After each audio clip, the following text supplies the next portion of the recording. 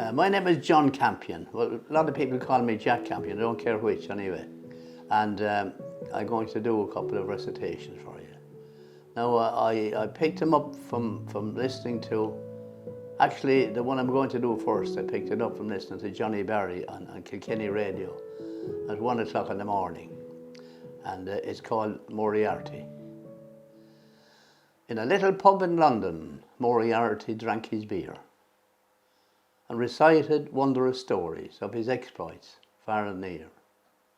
"Sing an Irish song," said Kelly, "best of order, one and all," and Moriarty sang for them the hills of Donegal. There was cheering at the finish and they called encore, encore. But Moriarty said, "Listen lads, I can't sing any more." He just stood there, sad and silent, and gazed into his beer, and in his eyes there glistened the starting of a tear. "Are you going home for Christmas?" the kindly barmaid said. Moriarty fixed his gaze on her and sadly shook his head. "Sure, I haven't been to Ireland now for 20 years or more. My mother would hardly know me if I walked up to the door. I was born," said Moriarty, "on an island off the west, the last place God made, and the first place that he blessed. We were poor, but we were happy in our simple little way. My God, I wish I was a boy again to live my youthful days. My father, God be good to him, was drowned one awful night, and my mother left all lonesome, and myself to work and fight. So with Donald Rue McCarthy and Michael O'Shea, I came across to England to earn an honest pay. I told my poor old mother I'd soon be home again, but the curse of drink came over me and it slaved me in its chains. That's why I haven't been to Ireland now for 20 years or more, but I know she's still there waiting for my footsteps at the door." Then someone started singing, "See, amid the winter snow." 'Twas like an old bell ringing far away and long ago. Moriarty stood and listened, and then he pushed his glass away, and he made a solemn promise to go home for Christmas Day. So he saved up every penny he could get into his hand, and coming up for Christmas, he sailed for Ireland.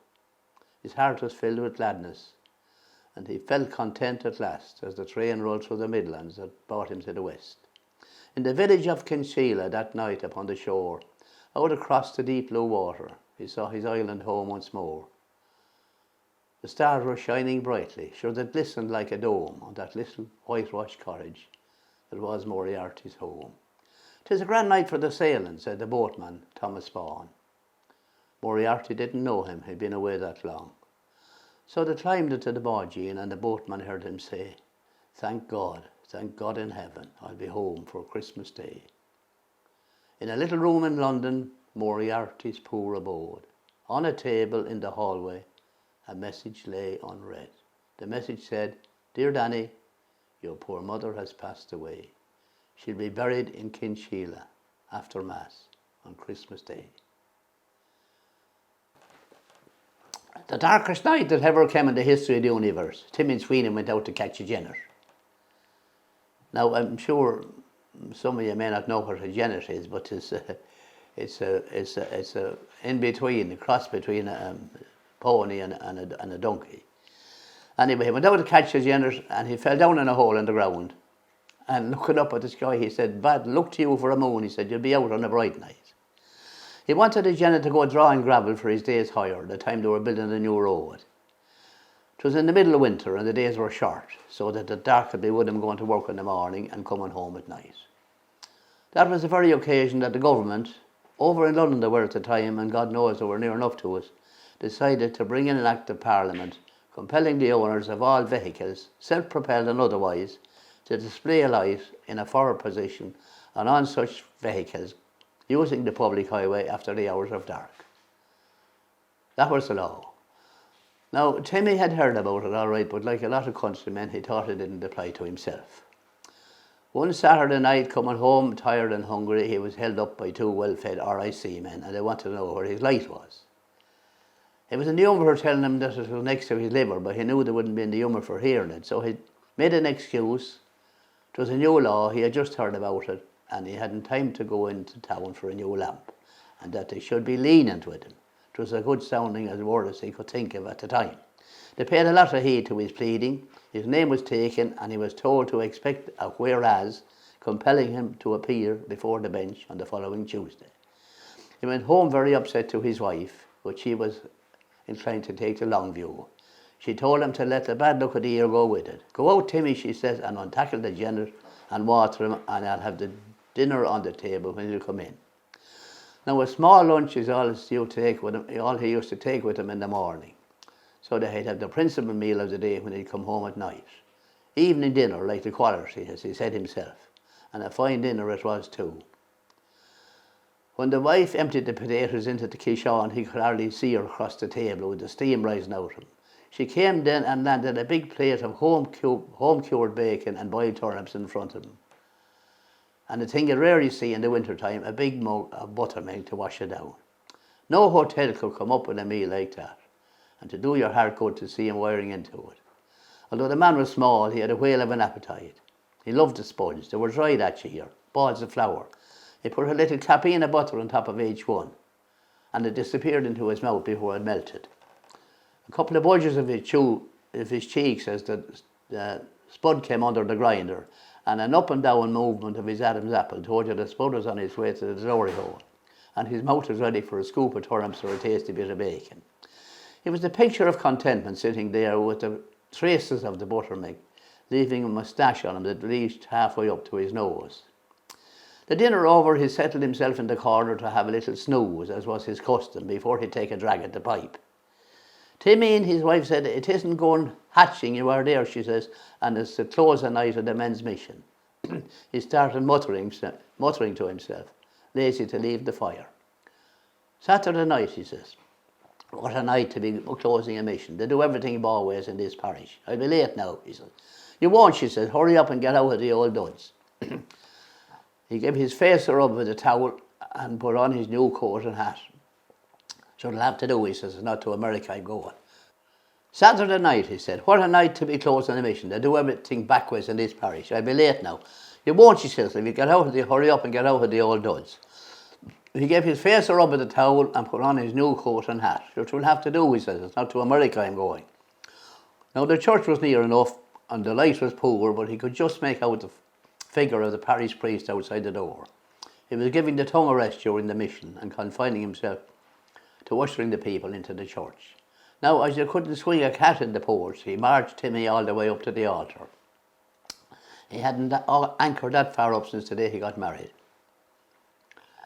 The church was small and the roof was low under the two little galleries, and with a big crowd inside, the place soon became very stuffy. And a man would say that was used to having a snooze every night, and a man that had a big cargo of spuds on board, you couldn't blame him if his eyelids got a little heavy. The rosary started and Timmy survived the first decade, but halfway through the second one, in the middle of response, his tongue stopped working, his backside sagged down looking for his heels, his head fell sideways, and with his mouth open he went off to sleep. There he was, dead to God and the world, and the people around him wishing they were somewhere else in the church, because if he commenced to snore, the priest would hear him, unless he could time his snores with the responses. The man behind him gave him a tip on the shoulder, and Timmy, thinking he was at home, sat back in the seat, and he took the pipe out of his pocket and put it into his mouth. And then he took out a half-quarter of tobacco and a penknife and started cutting it. And the people around him went pale at the thought of what the priest would say if he turned around and saw a man smoking within a hen's kick of the altar. The man behind gave him a tip on the shoulder again, and what did Timmy do? Handed him back the penknife. Now, the priest must have noticed the falling off in the fervour of the responses, because he came in with a very loud, "Our Father who art in heaven." It soon brought Timmy to his senses. When he looked up and saw the altar in front of him, he was long putting away the making of the false incense. Now, after the rosary comes the sermon, but on the night of the closing of the mission, the sermon is mild enough. There's plenty of praise in it for the people and the attendants to make the mission a success. A word of warning is sounded every now and again about avoiding the occasions of sin, and a fair bit of excitement is generated by the singing of the hymns, with another priest conducting the choir, and old fellows with no more note than a crow singing. never will we sin again. And then comes the big blaze of candles for the renewal of baptismal vows. And I can tell you, if the fellow with the horns put in an appearance that night to give him a taste of his own medicine, they'd set fire to him with the candles. And there was Timmy Sweeney in the middle of it all, like a hen on a hot grill. Here I am, he says, with one arm as long as the other.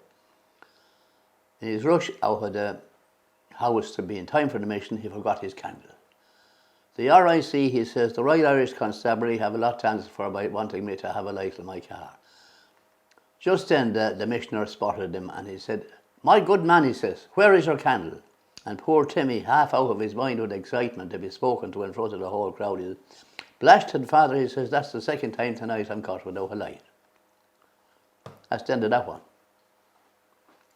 Urwan Fado in the little town in Carrow dwelt Buchalma named Micheál Moore, an only son of 34.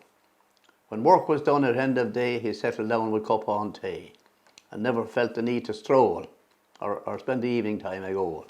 His intellectual needs were drawn from books like Peg and Isagon. And so it was year in, year out, or Micheál hadn't moved about. He dreamt of Colleen's, most men do, but never sinned on thinking to. Meanwhile, up in Ahaclia, Colleen Das had a bright idea. When Lehan to Sira time came by, decided she would like to try Outbio Cune like Carrow. No foreign food, not far to go, and there to meet the native clan, August Bader, find herself a man. This Colleen Das with eyes so blue was known in town as City Sue. Local Buchallee came calling, and all agreed she was go hauling. She left her men in state of shock. Well, Micheál Moore be Cormac. The Scarlet Woman knows each trick. She's heading west. Beware of Vic. The lights shone in the parish hall for the local Fáine wearers' ball. Be Micheál on, be Susie on, dressed in the most seductive gown. Our brave Cullen of the west, with his hurling medals on his chest, exclaimed when City Sue came in none day were fake or shin. Though nervous still, he took a chance. Céad míle fáilte, will you dance? Go lower on the floor this strut, cheek to cheek from head to foot. She whispered into Micheál's ear, "Éislamanush, let's disappear. We'll use my place, the door's unlocked. You'll stay the night in Shomer Hocht." Crease Micheál's head was in a spin. He revved she thinking thoughts more shin. He blessed himself, this Jezebel would surely damn his soul to hell. He stood aghast, could hardly stutter, so off he bolted on his rocker. Straight away into bed, decades of the rosary said. Now Micheál Moore still sleeps alone in his Lababio, Cona Coa. He often thinks of Shomer Hocht and what might have been, Micheál Bocht. Shinna will, that's that one. 'Twas a day full of sorrow for Ulster, when Conor MacNessa went forth to punish the clansmen of Connacht, who dared to take spoil from the north. For his men brought him back from that battle scarce better with than one who was dead, with the brain ball of Miskedra, buried 2/3 of it stepped in his head. His royal physician bent o'er him, Brett Finian, who often before staunched the war battle bodies of heroes, and built them for battle once more. For he looked on the wounds of that monarch, and harked to his low-breathed sighs, and he said, on the day when that missile is loosed from his forehead, he dies. Oh, woe for the valiant King Conor, struck down from the summit of life, when earth in its glory shone around him, and regal enjoyment was rife. Shut out from his toils and his duties, condemned to ignoble repose, no longer to friends a true helper, no longer a scourge to his foes. He, the strong-handed smiter of champions, the piercer of armour and shields, the foremost in earth-shaking onsets, the last out of blood-sodden fields, the mildest, the kindest, the gayest, when revels ran high in his hall. Oh, well might his true-hearted people feel gloomy and sad for his fall. He sat at his door in the sunlight, sore grieving and weeping to see the life and the motion around him, and nothing so stricken as he. Above him the eagle went wheeling, before him the deer galloped by, and the quick-legged rabbits went skipping from green glades and burrows and eye. Songbirds sang out from their copses, the bees passed on musical wing, and all things were busy and happy, save Conor MacNessa the king. So years had passed over while sitting in silence like that of the tomb. A terror kept through him. As sudden the sunlight was blackened with gloom. One red flare of lightning blazed brightly, illuming the landscape around. One thunder peal roared through the mountains and rumbled and crashed underground. He heard the rocks bursting asunder, the trees tearing up by the roots, and loud through the horrid confusion came the howling of terrified brutes. From the halls of his tottering palace came screamings of terror and pain, and he saw crowding thickly around him the ghosts of the foes he had slain. As soon as this sudden commotion that shuddered through nature had ceased, the king sent for Baruch his druid and said, "Tell me truly, O please, what magical arts have created this scene of wild horror and dread? What has blotted the blue sky above us and darkened the earth as we tread? Are the gods that we worship offended? What crime or what wrong has been done? Has the fault been committed in error, and how may their favour be won? What rites may avail to appease them? What gifts on their altar we should smoke? Only say, and the offering demanded will lay by your consecrated oak." "O king," said the white-bearded druid, "the truth unto me has been shown. There lives but one God, the eternal. Far up in high heaven is his throne. For he looked upon men with compassion, and sent from his kingdom of light his Son in the shape of a mortal, to teach them and guide them aright. Near the time of your birth, O King Conor, the Saviour of mankind was born, and since then, in the kingdoms far eastward, he taught, toiled, and prayed till this morn, when wicked men seized him, fast bound him with nails to a cross, lanced his side, and that moment of horrid confusion was earth's cry of gloom when he died. With a bound from his seat rose King Conor, a red flush of rage on his face. Fast he ran through the hall for his weapons, and snatching his sword from its place, he rushed through the woods, striking wildly at boughs that dropped down with each blow, and he cried, "Where I am amidst that vile rabble, I would cleave them to earth even so. With the stroke of a high king of Erin and the whirs of my keen-tempered soul, I would save from their horrible fury that mild and that merciful Lord." His frame shook and heaved with emotion. The brain ball leapt forth from his head, commending his soul to that Saviour. King Conor MacNessa fell dead. Every morning at the mine you could see him arrive. He stood 6'6" and weighed about 245. He was kind of broad at the shoulders and narrow at the hips.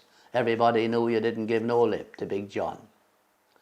No one seemed to know where John called home. He just drifted into town, and he stayed all alone. He didn't say much. He was kind of quiet and shy. If he spoke at all, he just said hi. Big John. Somebody said he came from New Orleans, where he got in a fight over a Cajun queen, and a crash and blow from a huge Ryan hand sent a Louisiana fella to the promised land. Big John. Then came the day at the bottom of the mine, on the morning shift about 9:15. The mine was shook by a terrible blast, and everybody thought they'd breathe their last. Through the smoke and gas of that terrible hell stepped a giant of a man that the miners knew well. He grabbed the sagging timber that gave out with a groan, and like a giant oak tree, he stood there alone. Then with all of his strength he gave a mighty shove, and the miner yelled out, "There's a light up above," and 20 men scrambled from their would-be grave, and now there's just one left down there to save, Big John. With jacks and timber they started back down when they heard that rumble way down on the ground. The smoke and gas pledged out of that mine. Everybody knew it was the end of the line for Big John. Now they never reopened that worthless pit. They just erected a marble stand at the top. And on that stand were written these few words: "At the bottom of this mine lies a big, big man, Big John." He lay face down in the desert sand, clutching a 6-gun in his hand, shot in the back, and I thought he was dead, for under his heart was an ounce of lead. But a spark still burned, so I used my knife, and late that night I saved the life of Ringo. I nursed him till the crisis passed, and from that day he mended fast.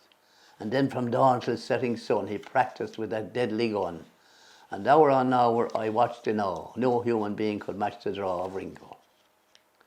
One day we rode the mountain crest. I went east and he went west. I backed the law and wore a star, while he spread terror near and far. With blood and guns he gained such fame, all through the west to fear the name of Ringo. Now I knew someday we'd face the test, which one of us would be the best, and sure enough the word came down that he was holed up in the town. I left the posse out in the street and I went in alone to meet Ringo. They said my speed was next to none, but my lightning draw had just begun when there was a crash that stung my wrist, and the gun went flying from my fist, and I was looking down the bore of that deadly 44 of Ringo. They said 'twas the only time he ever smiled. He put away his gun and said, "We're evens, friend," and then I knew there was still a spark of good in Ringo. That's another one. Peter Gilligan. The old priest Peter Gilligan was weary night and day, for half his flock were in their beds, or under green sods lay. One night he nodded on a chair at the mott hour of eve. Another poor man came to him and he began to grieve. "I have no rest or peace or joy, for people die and die." And after cried he, "God forgive, my body spake not I." He knelt and leaning on a chair, he prayed and fell asleep. And the moth hour went from the fields and stars began to peep.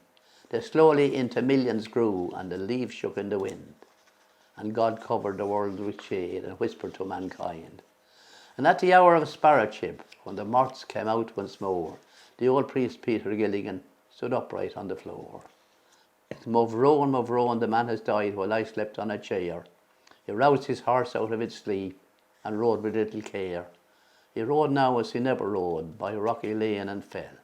The sick man's wife opened the door. "Father, you come again. And is the poor man dead?" he cried. "He died an hour ago."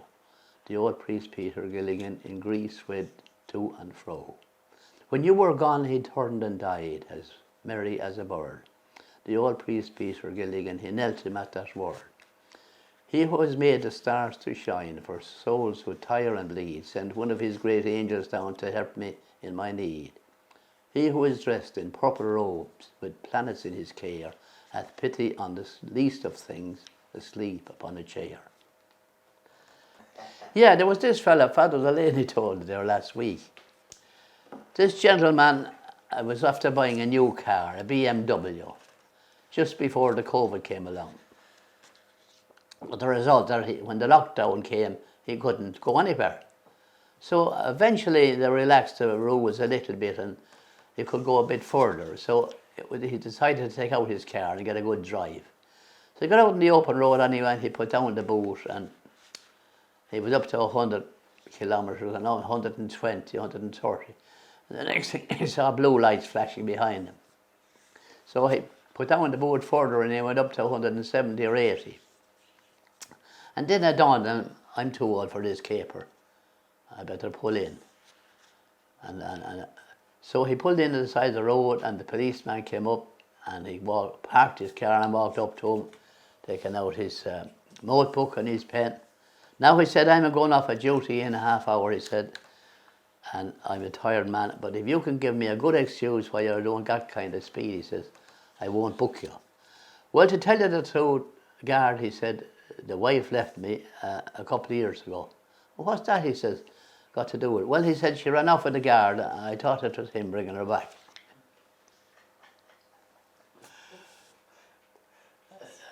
That's about the only one I can think of at the moment. There's other ones, but you couldn't tell them on video.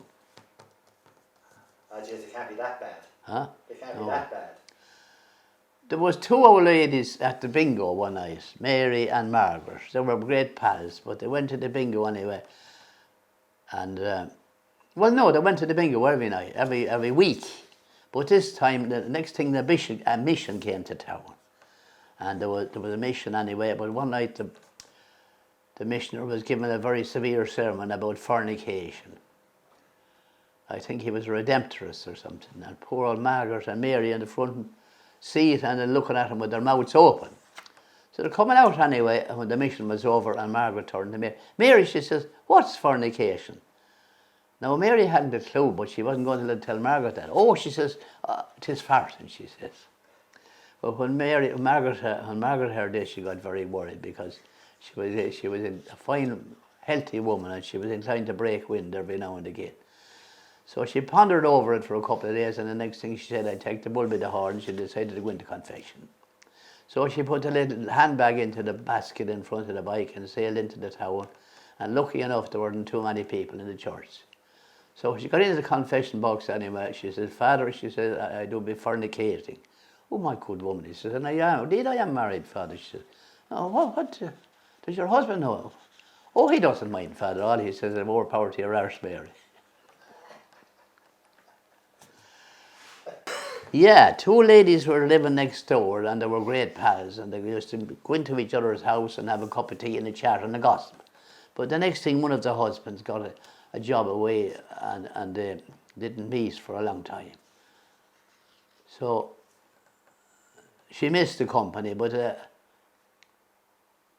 one day anyway, they went up to the spring show, and then she met her friend, and they had a great welcome for her, and they had a great old chat.